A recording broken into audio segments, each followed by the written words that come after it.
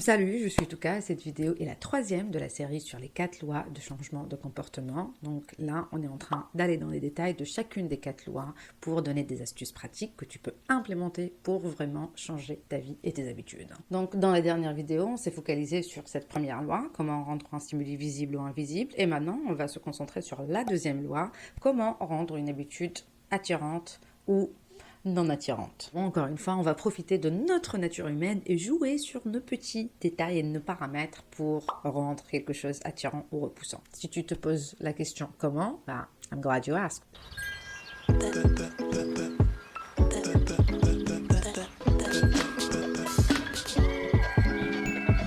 La première chose, c'est de comprendre ce qu'est l'envie et comment ça marche. Et peut-être qu'il y en a certains d'entre vous qui vont penser à la dopamine, et bingo, c'est tout à fait ça. Bon, évidemment qu'il n'y a pas que la dopamine qui est impliquée dans le mécanisme de l'envie, parce que c'est toujours beaucoup plus complexe que ça. Nothing is as simple as it seems, et il y a beaucoup plus de régions qui sont impliquées dans le mécanisme de l'envie dans notre cerveau, mais aujourd'hui, on sait, et ça a été prouvé scientifiquement, que la dopamine joue un rôle majeur dans le mécanisme de l'envie. Plusieurs expériences ont montré que sans la dopamine, on perd pas au fait la capacité à ressentir le plaisir, mais on perd l'envie au fait de ressentir le plaisir ou de consommer les choses qui nous font généralement plaisir. On est beaucoup plus motivé par l'anticipation de la récompense que de la récompense elle-même. D'ailleurs, dans notre cerveau, il y a beaucoup plus de régions qui sont réparties et dédiées à l'anticipation et le désir que des régions qui sont dédiées à l'appréciation. Et je pense qu'on peut tous trouver en moins un exemple de quelque chose qui t'a motivé et t'a anticipé au fait à quel point ça va faire du bien et tu te dis je serai au top de ma vie quand je vais obtenir ceci et t'es motivé et puis voilà, t'arrives au moment où t'obtiens la récompense et t'es genre ah oui, that's it, c'est bon, c'est tout ce qu'il y a. Donc c'est le point sur lequel on va jouer pour rendre une habitude attirante. Et la première astuce que je vais partager avec toi, ça va être l'association des tentations. Et ce que cela veut dire, c'est qu'on va associer l'habitude qu'on essaie d'installer, l'habitude désirée, à une habitude ou une action favorite, ou même à un péché mignon. On va faire appel à une théorie de psychologie qui est appelée le principe de Premack, qui confirme que les actions les plus probables peuvent renforcer les actions les moins probables. Parce qu'en associant la nouvelle habitude avec cette même anticipation de l'habitude que tu as tant envie de faire, sur le long terme, la magie de ton cerveau va faire que ton cerveau il va associer cette nouvelle habitude à cette même anticipation. Et il apprendra à anticiper positivement cette nouvelle habitude aussi. Laisse-moi te donner un exemple, ou quelques-uns d'ailleurs. Si par exemple, t'aimes bien écouter de la musique, ou t'aimes bien regarder Netflix, c'est ton péché mignon et ça te prend beaucoup de temps,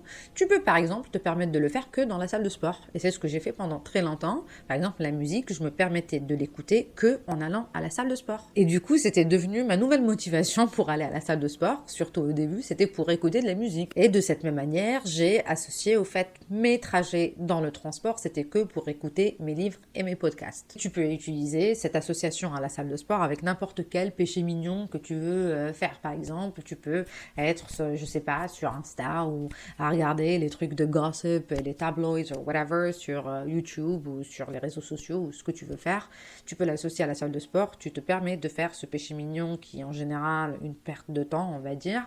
Tu te permets de le faire pendant que tu es en train de faire quelque chose de productif comme aller à la salle de sport. Pareil, si le matin tu savoures ton petit café alors que tu es en train d'utiliser ton téléphone en étant contre-productif, tu peux remplacer cette habitude-là avec je prends mon café, je savoure, je profite de mon café pendant que je lis 1, 2 ou 3 pages d'un livre et que je m'instruis. Tu peux même remplacer le fait d'aller sur les réseaux sociaux par lire un article bien particulier que je prépare le soir, je me réveille le matin, je prends mon café, je lis un article. En gros, utiliser ce temps un peu passif, en gros, pendant lequel tu peux faire autre chose en faisant quelque chose de très productif et en renforçant une nouvelle bonne habitude que tu veux installer. Et si on veut aller au next level de ça, tu peux combiner cette association de tentations à l'astuce, de la précédente vidéo qui est la superposition des habitudes. Donc, si tu n'as pas vu cette vidéo-là, tu peux aller la regarder. Je la mettrai quelque part, en haut et avec les liens dans la description. La deuxième astuce, c'est de faire un meilleur entourage. Qu'est-ce que ça veut dire? Il faut d'abord comprendre le rôle d'un entourage et comprendre que un comportement est plus attirant quand il nous aide à appartenir. D'ailleurs, c'est le principe derrière la propagation de toutes les cultures du monde. En général, pour sentir cette appartenance, on imite le comportement de 3 groupes principaux qui sont 1. Les proches, c'est-à-dire la famille et les amis. 2. La majorité, c'est-à-dire la tribu dont je viens de parler. Et 3. Les puissants, c'est-à-dire les personnes qui ont le statut et le pouvoir. Donc le fait qu'on imite les personnes les plus proches de nous, ça nécessite pas beaucoup d'explications. En général, on utilise le même langage que nos amis les plus proches, on développe les mêmes habitudes que nos partenaires et les personnes avec lesquelles on habite. Et en général, on absorbe les mêmes peurs de nos parents et de notre famille la plus proche sans même s'en apercevoir et s'en rendre compte. Et la règle générale ici, c'est plus on est proche de quelqu'un, plus on a tendance à les imiter. Si tu veux renforcer une habitude, ce serait préférable de rejoindre une culture où cette habitude, c'est la norme. Si toutes les personnes de ton entourage vont tout le temps à la salle de sport, tu vas trouver ça tellement normal et tu vas commencer toi-même à aller à la salle de sport. Pareil, si la norme dans ton entourage, c'est de consommer des aliments sains, tu vas au moins être influencé pour consommer plus sain. Donc, entoure-toi des gens qui ont les habitudes que tu veux avoir. Et je sais, là, tu vas pouvoir te dire, ouais, mais moi, qu'est-ce que je fais de ma famille? Est-ce que je vais rejeter ma famille, moi? Est-ce que je vais rejeter mes amis, moi? Ou j'ai pas de personnes proches qui sont intéressées par les mêmes choses ou les sujets qui m'intéressent. Crois-moi, je sais exactement de quoi tu parles, and I know the struggle, mais on vit dans l'ère la plus connectée, la plus moderne de la planète. Peu importe le genre de tribu à laquelle tu vas appartenir, il y a moyen de la trouver et de trouver des personnes qui partagent, en fait, cette même culture. Donc là, je vais simplement te recommander de augmenter ton exposition à la culture que tu veux rejoindre et tu peux les retrouver partout. Ça peut être les groupes Facebook, ça peut être des pages bien particulières, ça peut être des comptes bien particuliers sur Instagram, ça peut être les subreddits, ça peut être sur Twitter. Et il y a des applis comme l'appli Meetup par exemple où il y a des groupes au fait de personnes qui se rejoignent autour d'un sujet particulier,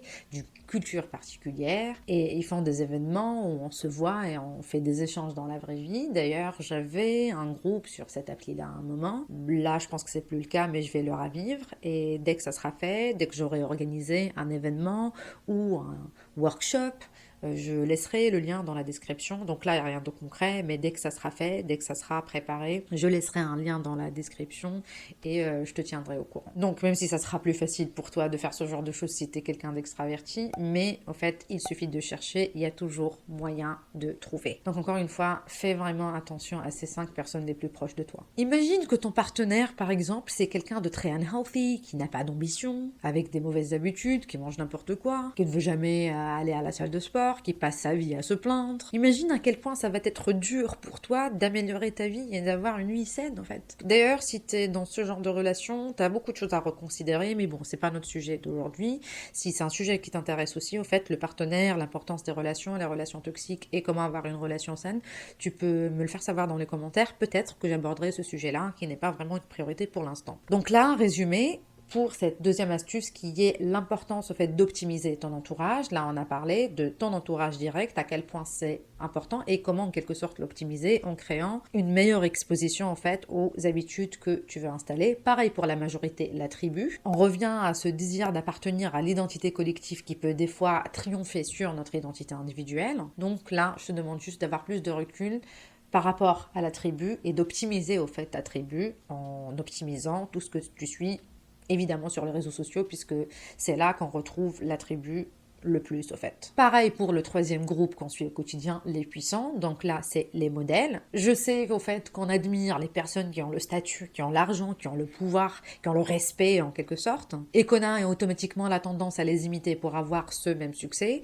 mais je te prie au fait de prendre un moment pour identifier ce qu'est le succès pour toi, identifier les personnes qui ont ce même type de succès et d'essayer de les imiter. Expose-toi au fait aux personnes qui constituent le modèle de succès que tu veux avoir, puis apprends plus sur eux au fait, leur manière de vivre, leurs habitudes et leurs stratégies et je suis certaine au fait que voilà, tu vas trouver que leurs habitudes elles sont un peu différentes des tiennes et du coup ça rendra ces habitudes-là plus attirantes. Donc jusque-là, on a parlé de la première astuce qui était l'association des tentations.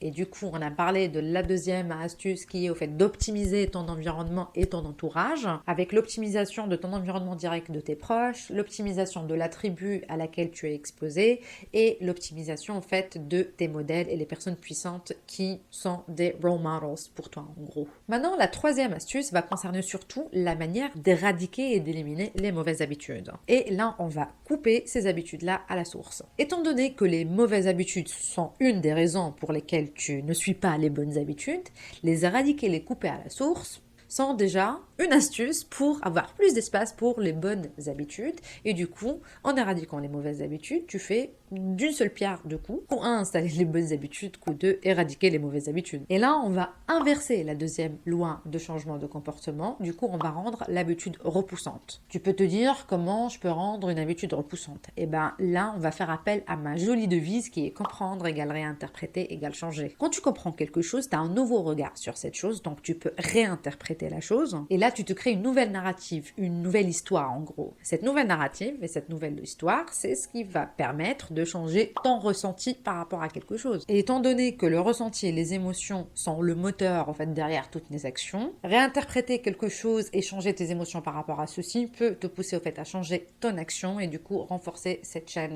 qu'on a mentionnée. Donc changer ton action, avoir un progrès, avoir de la motivation pour bien continuer et puis voilà, notre chaîne on la renforce et puis ainsi de suite, ainsi de suite. Je suppose que ça t'est déjà arrivé au fait de comprendre quelque chose et de plus jamais au fait de voir cette chose de la même manière, changer ton interprétation et ta manière de le voir depuis. En tout cas me concernant, ces 3-4 dernières années, au fait j'ai changé ma manière de voir le monde entier et la réalité tout entière. Et cette nouvelle compréhension et ce nouveau regard a changé mon ressenti par rapport à plein de choses et du coup ma relation avec et mes actions. Le premier exemple qui me vient en tête ici, c'est depuis que j'ai compris en fait la réalité derrière les aliments transformés, comment ils sont vraiment faits et ce que ça peut faire à mon corps, j'ai jamais pu regarder les aliments transformés de la même manière et j'ai jamais osé au fait les consommer. Et si jamais je le fais, mais je me déteste, je me sens pas bien et même mon estomac il réagit d'une manière très différente depuis. Pareil pour le junk food en fait, sachant en fait ce qui contient, les risques, le gras, la manière dont c'est fait, j'ai changé complètement ma manière de voir tout ça et je n'arriverai jamais à les voir de la même manière que je les voyais avant. C'est ce qui définit l'interprétation et par conséquent la réaction ou l'action. D'ailleurs, c'est la raison pour laquelle il y a des gens qui gèrent l'anxiété en fumant ou en buvant de l'alcool et il y a des gens qui gèrent la même chose en allant courir, en faisant quelque chose de plutôt bénéfique pour eux. Donc tout dépend de l'interprétation, de ta manière du regard que tu as sur un signal bien particulier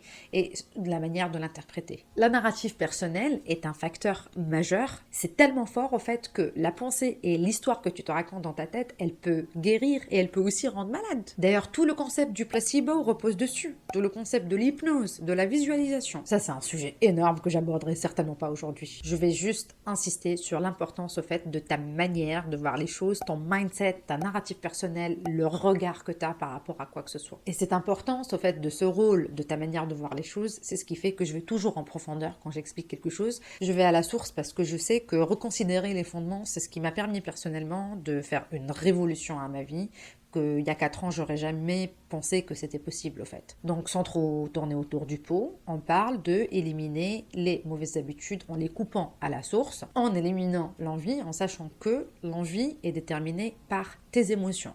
Tes émotions sont déterminées par tes pensées. Et tes pensées sont déterminées par ton expérience personnelle, ton mindset, tes connaissances, le savoir que tu as. Pour faire cette réinterprétation et un peu optimiser ces pensées-là qui déterminent tout le reste, tout ce que je peux te recommander, c'est de faire des recherches, de prendre du recul pour regarder quelque chose autrement, apprendre à être plus objectif, de réfléchir de manière plus rationnelle et apprendre à réfléchir tout court, à lire, à élargir ton champ de connaissances et lire. Tu liras jamais assez, tu feras jamais assez de recherches. Par exemple, mettre de l'argent de côté, la plupart des gens l'associent avec le sacrifice, je me prive d'acheter des choses, tout ça, alors que rien qu'en te plongeant et faisant un peu de recherche sur le concept de minimalisme, le succès financier, les habitudes des top 1% du monde, je te promets que tu verras jamais au fait le concept de mettre de l'argent de côté de la même manière et boum, t'as un mindset shift qui fait que ça devient un plaisir pour t'acheter ta future liberté. J'ai encore un autre exemple pour toi, par exemple pour la méditation, la plupart des personnes ont cette fausse idée que pour méditer, il faut vider son cerveau. Et du coup, ça devient frustrant parce que tu n'arriveras jamais à vider tes pensées, à vider ton cerveau, à te concentrer et à ne pas avoir ton cerveau qui part un peu dans tous les sens. Rien qu'en cherchant et qu'en sachant ce que c'est vraiment la méditation, il va y avoir un mindset shift également. Parce que la méditation, c'est juste de te rendre compte à chaque fois que ton cerveau, il fait son truc et il part, il en monkey mind qui part un peu dans tous les sens, tout ce que tu as à faire, de t'en rendre compte, t'en apercevoir et essayer de te reconcentrer. Et puis boum, ça recommence, ça part un peu dans tous les sens et là, il faut le recentrer. C'est tout, c'est ça la méditation. Et rien de comprendre ça, l'exercice devient un peu plus facile parce qu'à chaque fois que ton cerveau, il part un peu dans tous les sens, au lieu d'être frustré, tu te dis, ah, c'est une opportunité, voilà, d'exercer un peu plus la méditation, je m'en rends compte, voilà, je me reconcentre sur ma respiration, sur ce que je suis en train d'entendre, peu importe. D'ailleurs, la méditation, j'ai déjà mentionné dans d'autres vidéos que c'est quelque chose de révolutionnaire. Je pense que ça a changé ma vie, moi personnellement. Donc, j'en parlerai à un moment. Je ferai même des méditations guidées qui sont un peu inspirées d'autres méditations que j'ai trouvées vraiment très très très efficaces et très différentes au fait des méditations guidées conventionnelles. Mais bon, ça c'est aussi quelque chose que je vais partager dans le futur. D'ailleurs, si le sujet t'intéresse, si tu aimerais que je fasse une méditation guidée, tu peux me le faire savoir dans les commentaires. Bon, on va résumer rapidement. La première loi de changement dont j'ai parlé dans la vidéo précédente, c'était de rendre le stimuli visible ou invisible. Aujourd'hui, on s'est focalisé plutôt sur la deuxième loi qui est rend ton habitude attirante et rend l'habitude repoussante si tu veux l'éliminer. Et du coup, on est allé dans les détails de ça avec les astuces qui étaient 1. L'association des tentations en associant les habitudes désirées à des habitudes que tu aimes bien, tes habitudes favorites, tes péchés mignons. La deuxième chose, c'était d'optimiser ton environnement et les choses auxquelles tu es exposé. Et la troisième chose, c'était concernant le fait de rendre repoussant les habitudes que tu essaies d'éliminer, et c'est en sachant plus et en les réinterprétant. D'ailleurs, ça peut être pareil, tu peux réinterpréter les bonnes habitudes pour en avoir plus envie. Il reste la loi 3 et 4 qui feront l'objet des 2 vidéos à venir. Donc là, comme je l'ai mentionné la dernière fois, je suis dans l'incapacité de faire une vidéo par semaine comme je le faisais avant. Donc le rythme, ça va pas être très régulier, ça sera une fois tous les mois, une fois toutes les 3 semaines, je ne sais pas. Donc voilà, reste connecté d'ailleurs, voilà, abonne-toi. Si mes vidéos te plaisent, n'hésite pas en fait à faire un like sur la vidéo parce que ça me soutient, ça fait que YouTube recommande mon contenu plus à d'autres personnes. Merci beaucoup pour les personnes qui me soutiennent, parce qu'il y en a des personnes qui me soutiennent et qui sont fidèles, je remercie beaucoup et je pense que ces personnes elles vont se reconnaître. Merci beaucoup encore une fois et je te dis à bientôt.